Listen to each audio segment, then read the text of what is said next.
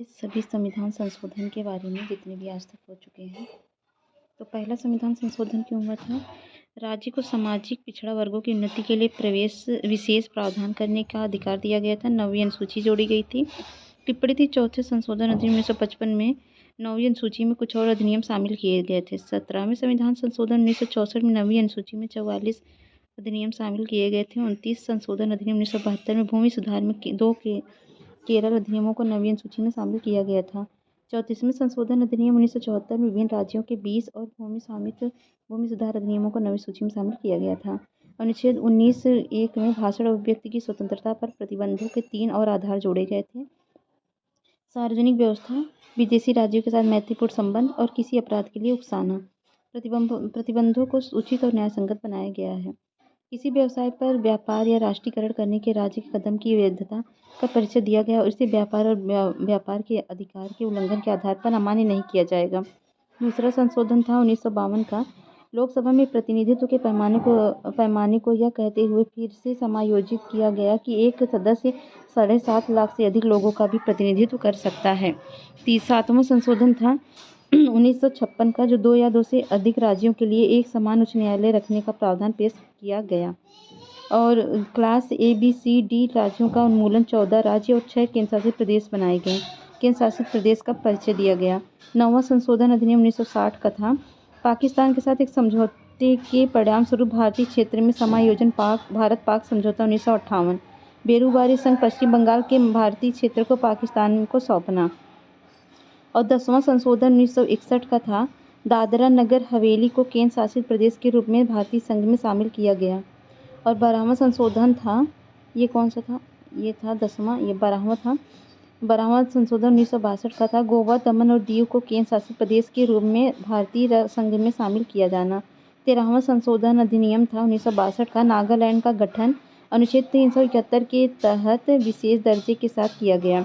14वां था 1962 का। पंडिचेरी को भारतीय संघ में शामिल किया गया और केंद्र शासित प्रदेश हिमाचल प्रदेश, मणिपुर, त्रिपुरा, गोवा, दमन और दीव और पुडुचेरी को विधायिका और मंत्रिपरिषद प्रदान की गई।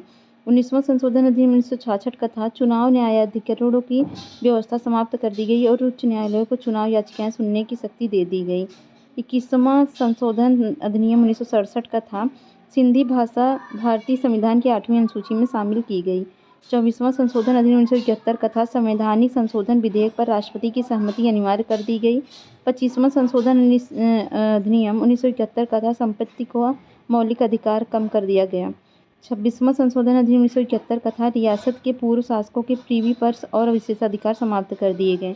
31वां संशोधन अधिनियम 1972 का था। लोकसभा सीटें 525 से बढ़ाकर 545 कर दी गई। 35वां संशोधन अधिनियम 1974 का था। सिक्किम का संरक्षित राज्य का दर्जा समाप्त कर दिया गया और सिक्किम को भारत के सहयोगी राज्य का दर्जा मिल गया। 36वां संशोधन में 1975 में सिक्किम को भारत का पूर्ण राज्य बना दिया गया। 40वां संशोधन अधिनियम 1976 का था, जिसमें संसद को समय समय पर भारत के क्षेत्रीय जल, महाद्वीपीय शेल्फ और विशेष आर्थिक क्षेत्र और समुद्री क्षेत्रों की सीमाएं निर्दिष्ट करने का अधिकार दिया गया। 42वां संशोधन अधिनियम 1976 का था।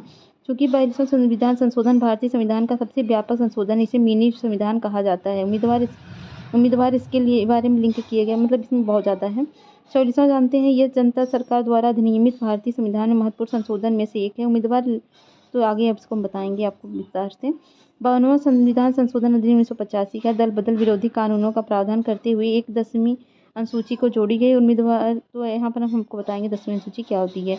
61वां संविधान संशोधन 1989 का है। लोकसभा और विधानसभा दोनों चुनाव के लिए मतदान की आयु 21 से घटाकर 18 वर्ष की गई।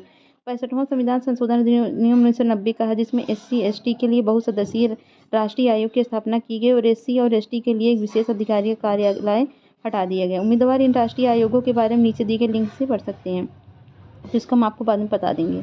69वां संविधान संशोधन 1991 का है। केंद्र शासित प्रदेश की दिल्ली को राष्ट्रीय राजधानी क्षेत्र दिल्ली का विशेष दर्जा दिया गया। दिल्ली में 70 सदस्यीय विधानसभा और 7 सदस्यीय मंत्रिपरिषद की स्थापना की गई।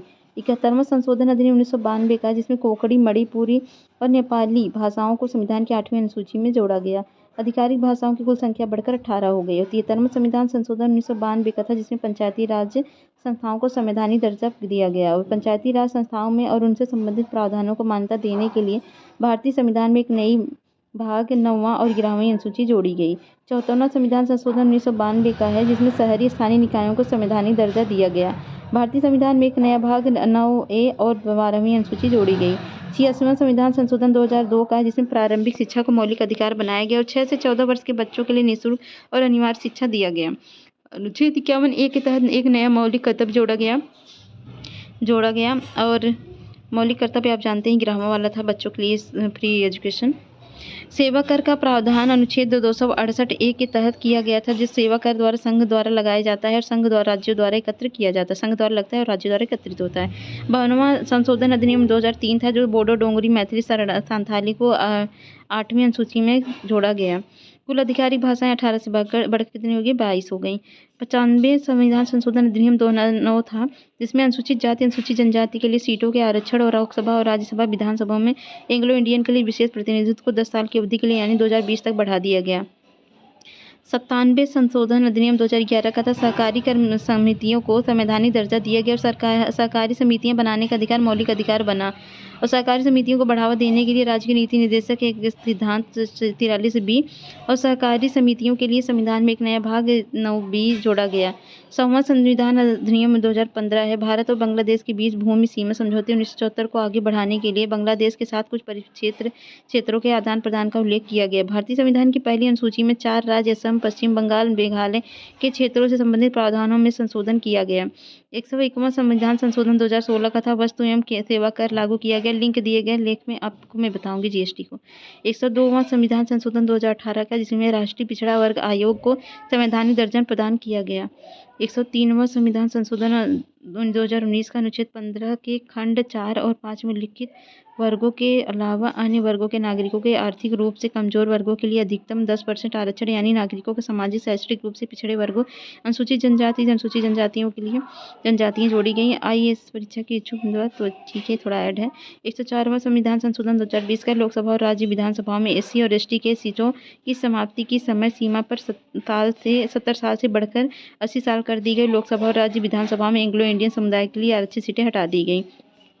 104वां संविधान संशोधन 2021 का, जिसमें सामाजिक शैक्षणिक रूप से पिछड़े वर्गों SEBC की सूची तैयार करने की राज्य सरकारों की शक्ति बहाल की गई। 106वां संविधान संशोधन 2023 का महिला आरक्षण विधेयक था, जो लोकसभा, राज्य विधानसभाओं और राष्ट्रीय राजधानी क्षेत्र दिल्ली की विधानसभा में महिलाओं के लिए सभी सीटों में 1/3 सीटें आरक्षित करता है, जिसमें SC और ST के लिए आरक्षित सीटें शामिल हैं। तो पूरा हो गया 106 संविधान संशोधन महिला आरक्षण से। तो कैसा लगा वीडियो बताइए जरूर। पसंद आता है लाइक शेयर सब्सक्राइब। मिलते हैं नेक्स्ट वीडियो में। जय हिंद, जय भारत।